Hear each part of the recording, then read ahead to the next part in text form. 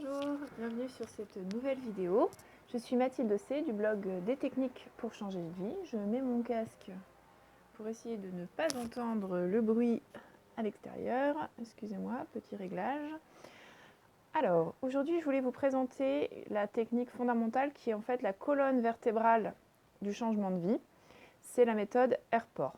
R pour ranger, P pour prioriser, O pour optimiser et R pour routine. Routine arrive après les 3 premières lettres et après ces 3 premières étapes qui sont liées. Disons qu'il y a un élément déclencheur, mais ensuite très vite on priorise et on optimise. Vous allez voir après le premier R qui est ranger, si vous vous souvenez bien.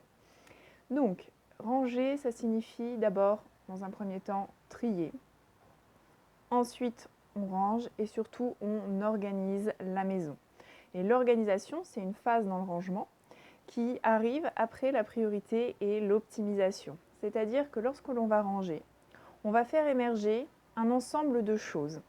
Ça peut être, par exemple, l'apparence, ce à quoi vous souhaitez de ressembler.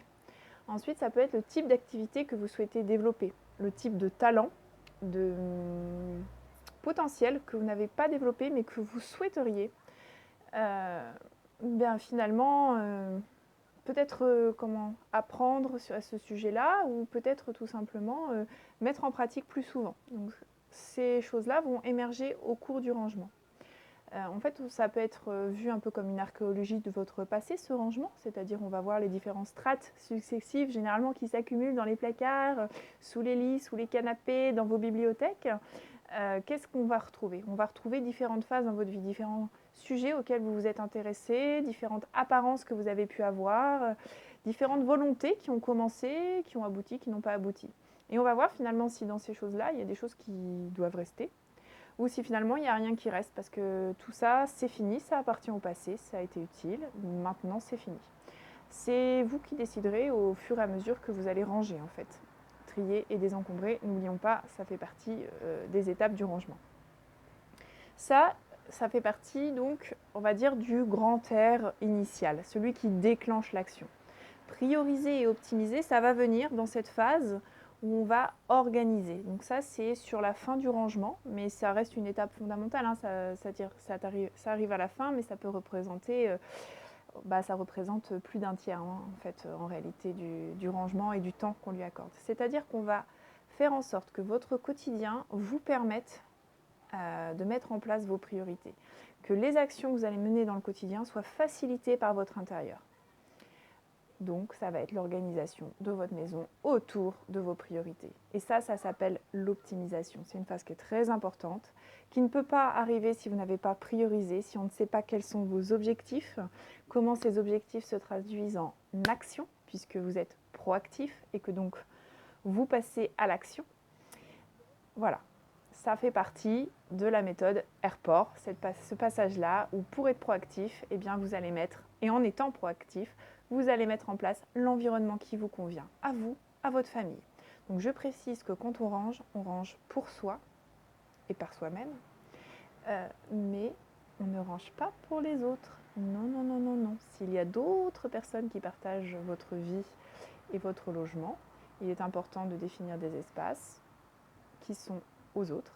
Et à ce moment-là, quand vous trouvez de leurs affaires qui gênent votre quotidien, eh bien vous allez déposer ces affaires dans cet endroit qui a été convenu avec eux, qui ne sont absolument pas obligés de ranger, ni de prioriser, ni d'optimiser. Ils ne sont pas obligés de faire la même démarche que vous.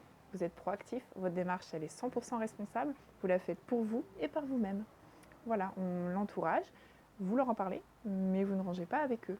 Ce n'est pas eux qui doivent ranger, c'est d'abord vous qui rangez. Voilà. Ça, c'est pour la première étape, la plus importante, ranger, trier. Donc, j'ai déjà parlé de prioriser et d'optimiser, puisque j'ai expliqué qu'ils venaient s'ajouter. Mais ces priorités, on va également les écrire, c'est-à-dire qu'on va les définir.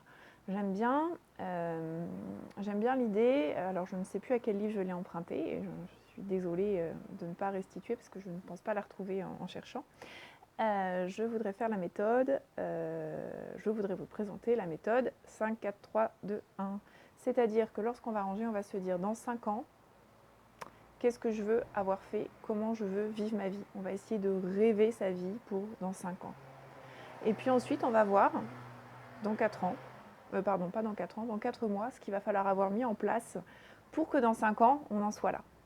Ensuite, on va voir dans 3 jours, non, dans 3 semaines, pardon, dans 3 semaines, ce qu'on va devoir avoir mis en place pour que dans 4 mois, on en soit là. Et puis finalement, dans 2 jours, qu'est-ce qu'on doit avoir fait pour en être là? Et dans 1 heure, qu'est-ce qu'il faut qu'on ait fait pour que dans 3 jours, on en soit là? Ça, c'est la technique qui va nous permettre d'aider à prioriser, en plus de tout ce qu'on va avoir fait pendant le rangement. Voilà, voilà. Pour la lettre P, pour l'optimisation, ça va être effectivement lors du rangement de penser à l'ensemble, on va dire à l'ensemble, oui, de l'organisation de votre intérieur, mais ça va de l'organisation de votre frigo, hein, l'intérieur de votre frigo, qu'est-ce qu'on met dans vos placards, qu'est-ce qu'on trouve dans votre penderie, comment on fait le ménage chez vous. Tout ça, ça fait partie de l'optimisation. On va essayer de penser à tous les détails de votre vie, en plus du rangement. Donc on va réfléchir à toutes les tâches, les choses que vous faites de manière quotidienne, voir celles qui sont importantes et celles qu'on va essayer finalement parce qu'elles sont importantes mais elles ne vous apportent pas forcément beaucoup de plus et ne répondent pas à vos priorités. Comment est-ce qu'on peut les simplifier? C'est ce que j'appelle simplifier le quotidien et ça fait partie de l'optimisation. En dernière étape, la dernière, c'est la mise en place de routines. Donc les routines, c'est quelque chose que vous allez faire tous les jours,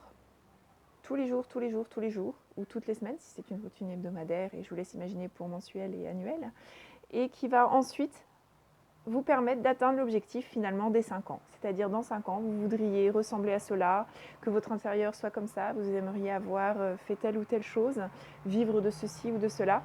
Eh bien, tout ça, ça ne peut pas changer si vous ne mettez pas en place des petites choses tous les jours qui, mises bout à bout, vont vous permettre d'être cette personne que vous voulez être dans 5 ans. Alors, beaucoup peut-être connaissent, ça s'appelle l'effet cumulé. Ça se suit généralement d'un effet boule de neige, donc je reparlerai peut-être dans une autre vidéo. Mais là, je vois que j'ai déjà fait 7 minutes 15, on va s'arrêter là. Je voulais d'abord vous présenter Airport. L'effet cumulé, j'ai oublié de vous dire, c'est un livre de Darren Hardy qui est très très bien et que je vous recommande de lire, peut-être même avant de commencer à ranger. Voilà, si vous souhaitez en savoir plus, n'hésitez pas à prendre un rendez-vous avec moi. Pendant 45 minutes, on peut discuter de la méthode Airport appliquée à votre quotidien. Cette méthode, elle vous permet, typiquement lorsqu'il y a un changement de vie qui est un petit peu imposé ou voulu, par exemple l'arrivée d'un enfant, la méthode Airport est très très adaptée avec ses spécificités, ses techniques adaptées à l'arrivée d'un enfant qui ne vont pas être les mêmes que par exemple sur la perte de poids. La méthode Airport fonctionne aussi très bien sur la perte de poids. Et je dirais même sur le fait de ne pas reprendre du poids. Parce que perdre du poids en soi, ce n'est pas le plus difficile. Ce qui est le plus difficile, c'est finalement de ne pas reprendre son poids dans les 5 ans. Voilà, si vous souhaitez en savoir un peu plus sur la perte de poids, sur l'arrivée d'un enfant, sur la méthode Airport appliquée à un autre domaine, eh bien n'hésitez pas. Ça peut être un changement professionnel. Je n'ai peut-être pas donné assez d'exemples, mais ça s'applique à tout changement de vie en fait. Donc n'hésitez pas à me contacter, à m'envoyer un petit message. Et puis à partager mes vidéos, n'hésitez pas non plus. Voilà, n'hésitez pas non plus à vous inscrire à mon blog, donc destechniquespourchangerdevie.com. Ainsi, vous ne ratez aucune nouvelle technique, c'est-à-dire aucun nouvel article. C'est généralement du contenu de qualité sur lequel je travaille. Je vous livre généralement des petites pépites. Donc si vous ne voulez pas rater ces petites pépites, si vous voulez changer de vie progressivement mais radicalement, eh bien n'hésitez pas. À bientôt.